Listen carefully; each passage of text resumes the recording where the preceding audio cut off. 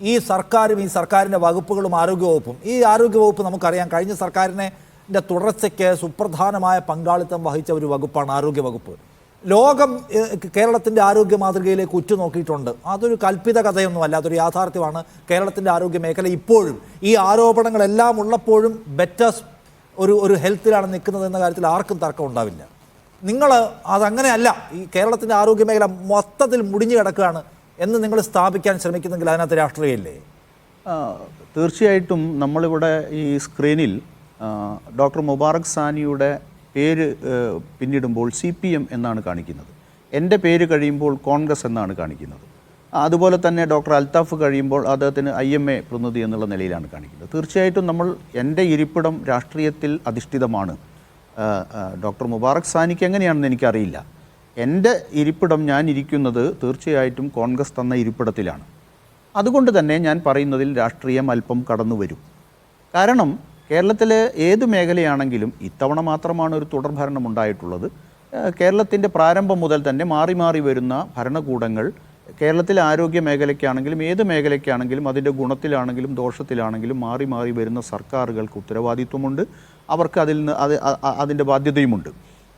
ആ അർത്ഥത്തിൽ കോൺഗ്രസ് പാർട്ടി എന്നുള്ള നിലയിൽ, ഐക്യജനാധിപത്യ മുന്നണിയുടെ ഒരു പ്രതിനിധി എന്നുള്ള നിലയിൽ കേരളത്തിലെ മെഡിക്കൽ രംഗമാകെ കുത്തഴിഞ്ഞു നിൽക്കുകയാണ് എന്ന് ഞാൻ സംസാരിച്ചപ്പോൾ സൂചിപ്പിച്ചില്ല. ഞാൻ വളരെ വസ്തുതാപരമായി എണ്ണി പറഞ്ഞ വിഷയങ്ങളിൽ തുടർച്ചയായി മന്ത്രിസഭയുടെ ഭാഗത്തു നിന്നും മന്ത്രിയുടെ ഭാഗത്തു നിന്ന് വേണ്ടത്ര കരുതലോ നടപടിയോ ഉണ്ടാകുന്നില്ല എന്ന് എടുത്തു പറയുകയാണ് ചെയ്തത്. ഒട്ടേറെ കാര്യങ്ങൾ രാഷ്ട്രീയമായി പറയാൻ കിടക്കുന്നു. കാരുണ്യ ബെനവലൻ ഫണ്ടുമായി ബന്ധപ്പെട്ട പദ്ധതികൾ നിർത്തലാക്കിയത് മുതൽ മരുന്നുകൾ ലഭ്യമാക്കുന്നതിൽ കാലതാമസം നേരിട്ടതും ആളുകൾക്ക് ജീവൻ രക്ഷാ മരുന്നുകൾ ഉൾപ്പെടെ കൊടുക്കാൻ കഴിയാത്തത് ഉൾപ്പെടെയുള്ള വാർത്തകൾ നമ്മൾ അതിലേക്കൊന്നും കടന്നിട്ടില്ല. മെഡിക്കൽ കോളേജ് ആശുപത്രിയിൽ ഈ തെരഞ്ഞെടുപ്പ് കാലത്ത് ഇവിടെ മത്സരിച്ച സ്ഥാനാർത്ഥിക്ക് പോയി നിരാഹാരം കിടക്കേണ്ട, മരുന്നില്ലാത്തതിൻ്റെ പേരിൽ ഉപവസിക്കേണ്ട സാഹചര്യമൊക്കെ ഉണ്ടായിരുന്നു. ഞാൻ അതിലേക്കൊന്നും കടന്നിട്ടില്ല. നമ്മൾ വലിയ തോതിൽ അഭിമാനത്തോടു കൂടി കാണുന്ന ഒരു കേരളീയൻ എന്നുള്ള നിലയ്ക്ക് ഞാനും അഭിമാനത്തോടു കൂടി കാണുന്ന നമ്മുടെ ആരോഗ്യ രംഗത്തിന് പുറത്തു പറയാൻ പറ്റുന്ന തരത്തിലുള്ള വാർത്തകളാണോ വരുന്നത് എന്ന് CPM എന്ന ബാനർ മാറ്റി വെച്ചുകൊണ്ട് ഒരു മെഡിക്കൽ പ്രാക്ടീഷണർ എന്നുള്ള നിലയിൽ മുബാറക് സാനി ആത്മാർത്ഥമായി അതിനെക്കുറിച്ച് ചിന്തിക്കേണ്ടതുണ്ട്. അദ്ദേഹം ഈ മേഖലയിൽ പ്രവർത്തിക്കുന്നയാളാണ്. ആ അർത്ഥത്തിൽ ഞാനൊരു ലേമേനാണ്. പക്ഷേ ഇവിടെ സംഭവിക്കുന്നത് ഏതെങ്കിലും ഒരു മേഖലയെ കേരളത്തിന് അഭിമാനത്തോടു കൂടി എടുത്തുദ്ധരിക്കാൻ കഴിയുന്ന രീതിയിലുള്ള നടപടികളാണോ കേരളത്തിലെ പൊതു ആരോഗ്യ രംഗവുമായി ബന്ധപ്പെട്ട് നടക്കുന്നത്? ഇവിടെ തുടർച്ചയായി നടക്കുകയാണ്. മന്ത്രി അർഷിനിയോടൊപ്പമാണ്. ഇതൊരു ടാഗ് ലൈൻ അല്ല, തെരഞ്ഞെടുപ്പിൽ ഉപയോഗിക്കാവുന്ന ഒരു ടാഗ് ലൈൻ അല്ല. ഞാൻ ഈ തരത്തിലുള്ള ഇരയുടെ ഒപ്പമാണ് എന്ന് പറയുന്നത്. എന്ത് തരത്തിലാണ് അവരൊപ്പം നിന്നത്? ഏതർത്ഥത്തിലാണ് അവർ ഈ ഇരയെ സഹായിച്ചത്?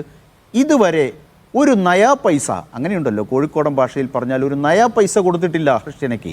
അവരുടെ 7 വർഷത്തെ ജീവിതമുണ്ട്. വയറ്റിൽ കത്രിക കുടുങ്ങി ജീവിച്ച 5 വർഷമുണ്ട്. അതിനുശേഷം അവർ നടത്തിയ 6 ശസ്ത്രക്രിയകളുണ്ട്. ഇതുവരെ ഈ ഗവൺമെൻറ്റിൻ്റെ നിലപാടെന്താണ് ഈ കാര്യത്തെ സംബന്ധിച്ച്? ഒടുവിൽ മെഡിക്കൽ എത്തിക്സിനെ കുറിച്ചൊക്കെ നമ്മൾ പറയാറുണ്ട്. മെഡിക്കൽ രംഗത്ത് പ്രവർത്തിക്കുന്ന സംഘടനകളുണ്ട്. അവരൊക്കെ ഈ സമീപനത്തോട്, ഈ ഹർഷനയുടെ അവസ്ഥയോട് സ്വീകരിച്ച സമീപനം എന്താണ്? അന്വേഷണം പൂർത്തിയായോ? മെഡിക്കൽ രംഗത്ത് നിരവധി അന്വേഷണങ്ങൾ നടന്നല്ലോ. ഒടുവിൽ പോലീസിൽ കൊടുത്ത പരാതിയുടെ അടിസ്ഥാനത്തിൽ തീരുമാനം വന്നു, ഇന്ന ആളുകൾ അതിൽ പ്രതികളാണ് എന്നുള്ള തരത്തിൽ. എന്നിട്ട് ഇവിടുത്തെ ഭരണകൂടം സ്വീകരിച്ച സമീപനം എന്താണ്? 2 ലക്ഷം രൂപയാണ്. നമ്മൾ വലിയ തോതിൽ വികസിത രാജ്യങ്ങൾക്കൊപ്പമാണ് കേരളത്തിലെ ആരോഗ്യരംഗം എന്നൊക്കെ പറഞ്ഞ് നമ്മൾ തള്ളിയത് കൊണ്ട് ഫലമൊന്നുമില്ല. അവിടെ എന്തെങ്കിലും തരത്തിലുള്ള അപാകതകൾ ഒരു രോഗിക്ക് സംഭവിച്ചാൽ അവർക്ക് കൊടുക്കേണ്ടത് കോടികളാണ്. ഇവിടെ 2 ലക്ഷം രൂപയാണ്. ഇതാണോ ശ്രീമതി വീണ ജോർജ് ഹർഷിനയ്ക്കൊപ്പമാണ് എന്ന് പറയുന്നതിൻ്റെ കാര്യം? 2 ലക്ഷം രൂപ അവർക്ക് ഈ തരത്തിൽ ഇത്രയും വർഷം അവരനുഭവിച്ച കൊടിയ പീഡനമുണ്ട്, കൊടിയ ദുഃഖമുണ്ട്.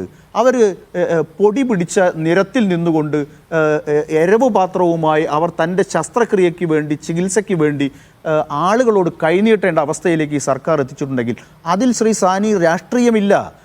ഞാൻ പറയുന്നത് മെഡിക്കൽ രംഗം എന്ന് പറയുന്നത് മനുഷ്യത്വവുമായി വളരെ അടുത്ത് ബന്ധപ്പെട്ടിരിക്കുന്ന ഒരു കാര്യമാണ്. അത് കേവലം ഭരണനിർവഹണവുമായി മാത്രം ബന്ധപ്പെട്ട് നിൽക്കുന്നൊരു കാര്യമല്ല. മനുഷ്യൻ്റെ ദുഃഖത്തിലും വേദനയിലും അവൻ്റെ രോഗാവസ്ഥയിലും അതിനോട് അനുഭാവപൂർവ്വം പ്രതികരിക്കാൻ കഴിയാത്ത ഒരു സംവിധാനത്തെ നമ്മൾ എങ്ങനെയാണ്